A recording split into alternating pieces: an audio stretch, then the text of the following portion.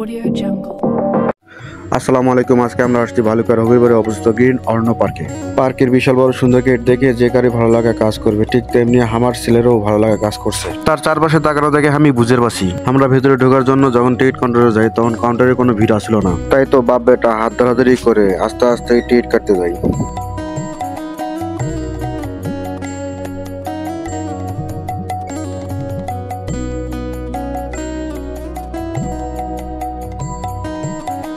Ticket কাটে পাশের দিকে চায় দেখি আরো বেশ কয়েকজন টিকিট কাটার জন্য দাঁড়িয়ে আছে। আমাদের টিকিট কাটার পর্ব শেষ, আমরা এখন এর মধ্যে ঢুকবো। পার্কের মধ্যে ঢোকার মুহূর্তে আমার ছেলে দেরি যেন সহ্যই হচ্ছে না, তাতে একটু তাড়াহুড়ো শুরু করে দিছে।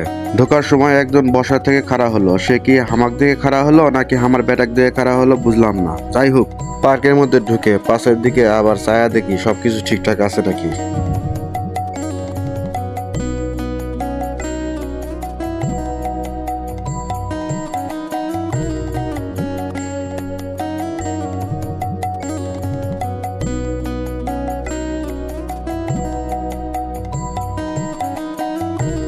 পার্কে ঢোকার পরেই সামনে পড়লো কিডস জোন, রঙিন খেলনা, দোলনা, স্লিপার, সুইং, আর কি চাই এখানে। আমার চোল একদম খুশিতে আত্মহারা। সে এরকম কিডস জোন দেখে কি করবি না করবি চিন্তা করে কুলি পাচ্ছে না।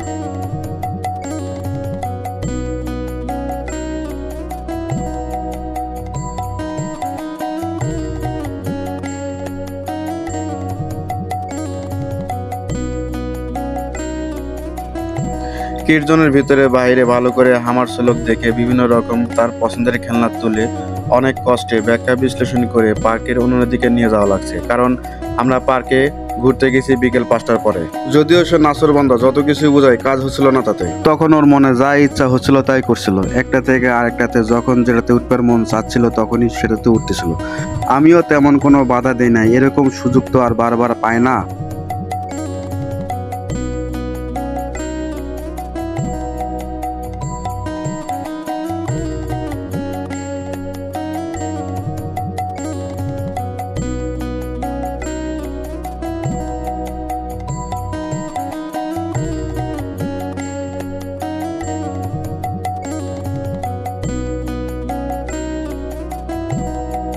কিছুক্ষণ কিডস জোনে খেলার পর হামলা বের হলাম পার্কের আরো ভেতরের দিকে।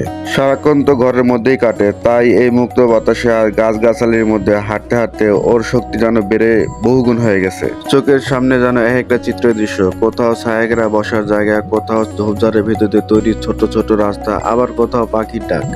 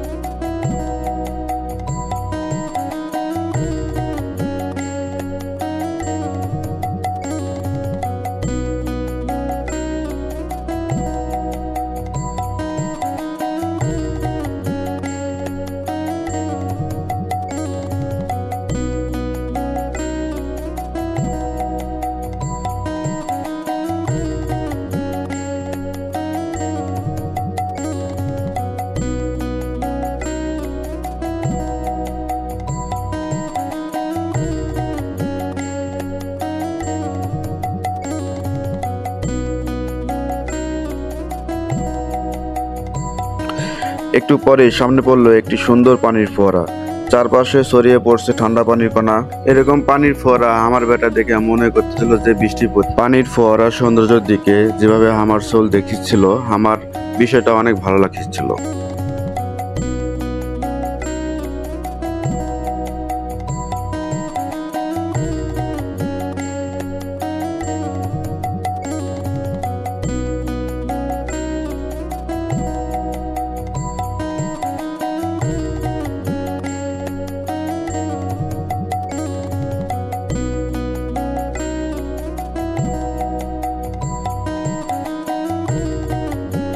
এদিকে ফোয়ারার পাশে ছিল একটি বড় পুকুর, যেখানে কিছু বোট রাখা ছিল। দর্শনার্থীদের জন্য বোট ভাড়া দেওয়া হয় যাতে পানিতে ভেসে বেড়ানো যায়। হামারসোল তো এক মুহূর্তে দেরি না করে দৌড়ে গেল বোটের দিকে। ওর সেই দৌড়ে যাওয়া দেখে আনন্দে আমার মন ভরে গেল। বোটে ওঠার মুহূর্তটা ছিল একবারে জাদুকরি। ওর চোখে যেন বিস্ময় আর খুশিতে একসাথে বিস্ফোরণ হচ্ছিল। সাদওয়ালা বোটে প্রথমবার বসতে পারার আনন্দটা ভাষায় বোঝানো যাবে না। বোটে পা রাখতেই ও থমকে গেল, তারপর মুখে এক বিশাল হাসি। একবার ডানে তাকায় আর একবার বামে তাকায়, যেন চোখ দিয়ে সব গিলে নিচ্ছিল। হামারসোল বোটের ভিতরে এমন ভাবে আনন্দ করতেছিল যেন জীবনটা এখানে থেমে থাকুক। পাশের মানুষজন তাকিয়ে তাকিয়ে ওর আনন্দ দেখে মুগ্ধ হয়ে যাচ্ছিল। যতবার ওর মুখের দিকে তাকিয়েছি মনে হয়েছে পৃথিবীটা নতুন করে তৈরি হয়েছে। ও যেন এক পাখি মুক্ত আকাশে ডানা মেলেছে। জীবনের ব্যস্ততা, ক্লান্তি সব যেন হারিয়ে গেল ওই মুহূর্তে। বোট থেকে নামে একটু হাঁটতে দেখা গেল বিশাল পুকুর। পুকুরের পাশ দিয়ে ছোট ছোট গাছের সারি, সবুজ পাতার ছায়া পড়ছে পানিতে। হামারসোল হাঁটে হাঁটে চারপাশ দেখছে, প্রতিটি গাছ যেন একে অপরের বন্ধু। পুকুরের পানিতে পড়া ছায়া আর পাখির ডাক মিলেমিশে এক অপূর্ব সুর তৈরি করেছিল। ও হাঁটতে হাঁটতে বারবার থেমে পড়ছে, কখনো পাতা তুলছে আবার কখনো পানিতে ছুঁড়ে মারছে। পুকুর পাড় দিয়ে হাঁটতে হাঁটতে আমরা পৌঁছে গেলাম এক চমকপ্রদ জায়গায়। সামনে দাঁড়িয়ে আছে একটি বিশাল ওয়াচ টাওয়ার। ওয়াচ টাওয়ারের উপর থেকে যখন পুরো পার্কটা একবার চোখে পড়লো, তখন যেন পুরো পৃথিবীটা থেমে গেল। সবুজের রাজ্যে রোদের ঝলমলে করা পুকুর, দূরে বোট আর মাঝে আমরা। এই মুহূর্তে আমার মনে হচ্ছে শুধু ভ্রমণ নয়, এই বন্ডিং, এই মুহূর্তগুলোই আমার জীবনের সেরা সম্পদ। ওর ছোট ছোট চোখে আমি বড় স্বপ্ন দেখছি। ওর আনন্দে আমার হৃদয় ভরে গেছে। একটা জীবন্ত ভালোবাসার গল্প তৈরি হলো। উপরে দাঁড়িয়ে আরো কিছুক্ষণ কাটালাম, কোনো কথা নেই, শুধু অনুভব।